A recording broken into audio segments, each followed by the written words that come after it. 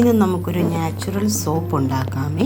സോപ്പിന് ചേർക്കാനായി ഞാൻ പപ്പായ, പനിക്കുറുക്ക, തുളസി, അതുപോലെ മാതള നാരകത്തിൻ്റെ ഇല, അലോവേരയുടെ ഇലയുടെ പൾപ്പ്, കുപ്പമേനി ഇല, പേരയില, ഇങ്ങനെ എല്ലാ ഇലകളും കിട്ടിയ പരിസരത്തുള്ള എല്ലാ ഇലകളും എടുത്തിട്ടുണ്ട്. മുരിങ്ങ ഇലയും ചേർക്കാം, പക്ഷേ എനിക്ക് കിട്ടിയില്ല.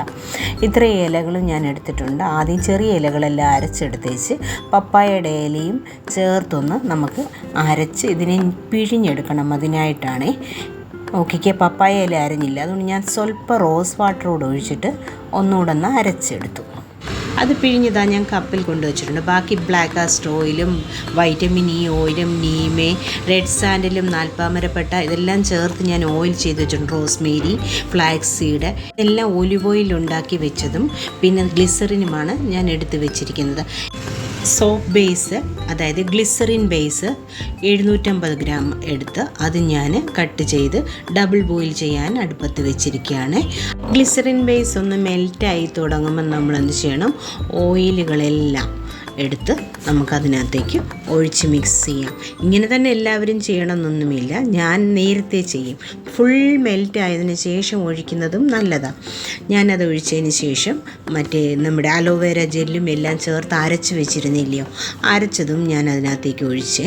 ഇനി ഇതിന് സ്മെല്ലിന് വേണ്ടി നമ്മൾ എസെൻഷ്യൽ ഓയിൽ അതൊക്കെയാണ് ചേർക്കാനുള്ളത്.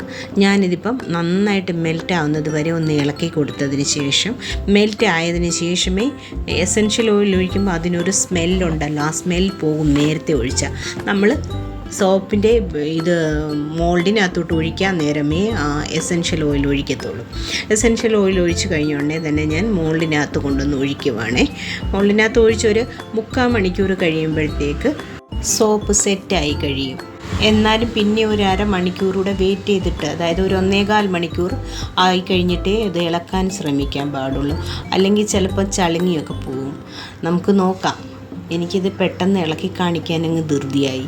എന്ന് വെച്ചാൽ ഞാൻ ഇപ്പോഴും സോപ്പ് ഉണ്ടാക്കുമ്പോൾ എനിക്കങ്ങനെ ഭയങ്കര ഇഷ്ടമാണ് പെട്ടെന്ന് അതിനെ ആ ഷേപ്പിൽ ഇളക്കി കാണാൻ വേണ്ടിയിട്ട്.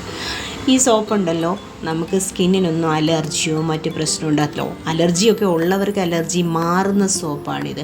കുപ്പമേനി പറയുന്ന സംഭവം എന്താണെങ്കിലും നമ്മുടെ ശരീരത്തിൽ എന്തെങ്കിലും അങ്ങനെയുള്ള ചൊറിച്ചിൽ എന്തെങ്കിലും പ്രോബ്ലങ്ങളൊക്കെ ഉള്ളതെല്ലാം മാറ്റുന്ന സാധനം. അലോവേര ജെല്ല്, റോസ്മേരി, ഫ്ലാക്സിഡ്, നാൽപ്പാമരപ്പട്ട, റെഡ് സാൻഡൽ, ഇതിലിങ്ങനെ ചേർത്തിരിക്കുന്ന എല്ലാ ഇൻഗ്രീഡിയൻസും നമ്മുടെ സ്കിന്നിന് എത്രത്തോളം ബെനിഫിറ്റ്സ് ഉള്ളതാണെന്ന് അത് നെറ്റിൽ സെർച്ച് ചെയ്താൽ മനസ്സിലാവും.